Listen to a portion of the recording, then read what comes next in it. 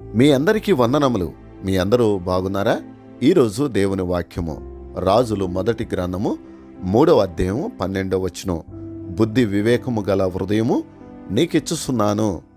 ఈ మాట ఎవరితో చెప్తూ ఉన్నారు అనంటే దేవుడు స్వయముగా సొలొమోను రాజుతో చెప్తూ ఉన్నాడు. సొలొమోను రాజు కాకముందు దేవుని యొక్క సన్నిధిలో ఆయన తన తండ్రి అయిన దావీదు యొక్క సంరక్షణలో ఎదిగి దేవుని యందు భయభక్తులు కలిగి ఉండటం అంటే ఏంటో నేర్చుకున్నాడు. అయితే చిన్నతనంలోనే ఆ యొక్క సింహాసనాన్ని అధిష్ఠానించవలసినటువంటి సమయం వచ్చినప్పుడు దేవుని సన్నిధిలో ఆయన వెళ్ళి ప్రార్థన చేస్తూ ఉన్నాడు.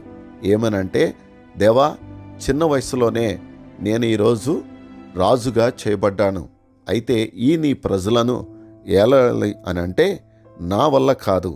కావున నాకు ఈ లోకంలో నేను ధనము కానీ, ధాన్యము కానీ, వజ్రాలు కానీ, వైడూర్యాలు కానీ నేను అడగట్లేదు. కానీ నీ జ్ఞానము నాకిమ్మని, నీ వివేచనతో నన్ను నింపమని దేవుని సన్నిధిలో ప్రార్థన చేస్తాడు.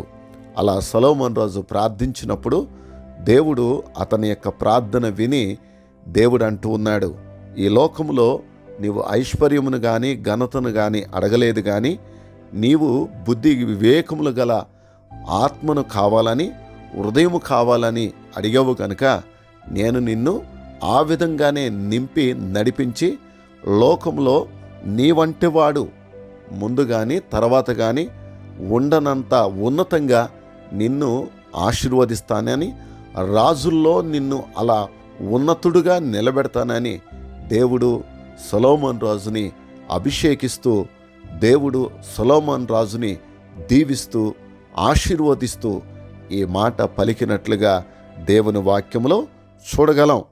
ప్రియ సహోదరుడా, సహోదరి, ఈ లోకంలో దేవుని నుండి నీకు ఏమి కావాలని ఆశిస్తున్నావు? నీవు ఏమి కావాలని ఆశించినా ఒక్కసారి ఆలోచించు. సొలొమోను రాజు వలె దేవుని యొక్క జ్ఞానాన్ని నువ్వు అడిగినట్లయితే దేవుడు నీకు కావలసిన ఇహలోక, ఆధ్యాత్మిక, మానసికమైన ప్రతి అవసరత ఆయన తీర్చి నిన్ను ఉన్నత స్థితిలో నిలబెట్టడానికి ఆయన ఇష్టపడుతున్నాడు. అలా ఉండుటకు మన కుటుంబాలు సిద్ధపడి ముందుకు నడుచునుగాక. అటువంటి కృపలో దేవుడు మిమ్మలను, మీ కుటుంబాలను సమృద్ధిగా దీవించి ఆశీర్వదించునుగాక. ఆమెన్.